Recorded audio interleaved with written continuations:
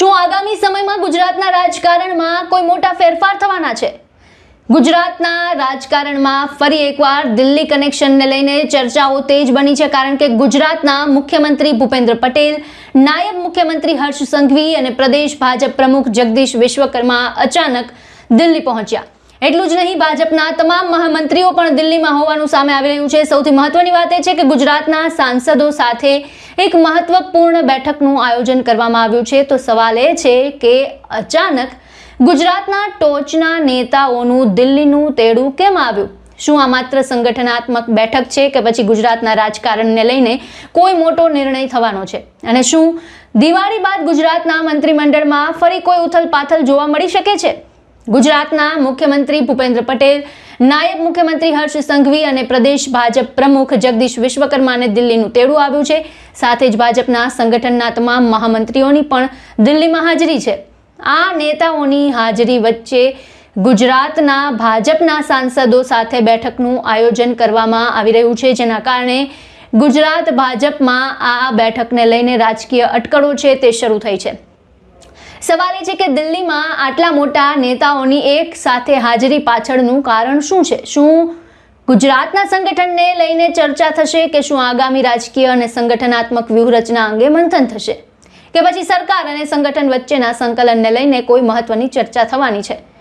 આ તમામ સવાલો વચ્ચે સૌથી વધુ ચર્ચા છે ગુજરાતના મંત્રીમંડળને લઈને.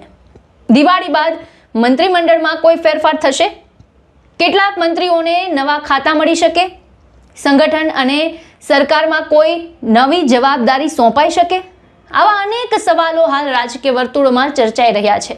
જો કે મહત્વનું એ છે કે મંત્રીમંડળમાં કોઈ ફેરફાર અંગે હાલ કોઈ સત્તાવાર જાહેરાત કરવામાં આવી નથી, એટલે આ ચર્ચાઓને હાલ માત્ર રાજકીય અટકળો તરીકે જ જોવી પડે. બીજી તરફ મળતી માહિતી મુજબ મુખ્યમંત્રી ભૂપેન્દ્ર પટેલ અને નાયબ મુખ્યમંત્રી હર્ષ સંઘવી આવતીકાલે એટલે કે મંગળવારે ગુજરાત પરત પણ ફરવાના છે. માટે હવે નજર એ વાત પર રહેશે કે દિલ્હી બેઠક બાદ ગુજરાતના રાજકારણમાં કોઈ મહત્વપૂર્ણ નિર્ણય અથવા નવી જાહેરાત સામે આવે છે કે કેમ. આપને યાદ કરાવી દઈએ કે 2027માં ગુજરાતમાં વિધાનસભાની ચૂંટણી આવનાર છે અને ભૂતકાળમાં ચૂંટણી પહેલા મોટા રાજકીય બદલાવ ગુજરાતની જનતા જોઈ ચૂકી છે. અને આ બધાની વચ્ચે તાજેતરના રાજકીય અને સંગઠનાત્મક ઘટનાક્રમની વચ્ચે મુખ્યમંત્રી, નાયબ મુખ્યમંત્રી, પ્રદેશ પ્રમુખ અને ભાજપના મહામંત્રીઓને દિલ્હીમાં એક સાથે તેડું ચર્ચાનો વિષય તો છે જ.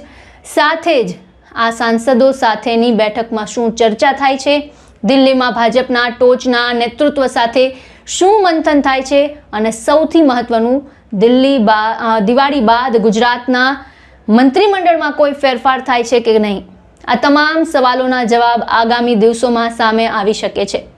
હાલ તો એક જ સવાલ, દિલ્હીનું આ તેડું માત્ર બેઠક માટે છે કે પછી ગુજરાતના રાજકારણમાં કોઈ મોટા ફેરફારના સંકેત? આપના શું વિચાર છે આ સમગ્ર મુદ્દાને લઈને અમને કમેન્ટ બોક્સમાં જણાવો અને અમારી ચેનલને લાઇક, શેર અને સબસ્ક્રાઇબ કરવાનું ભૂલશો નહીં.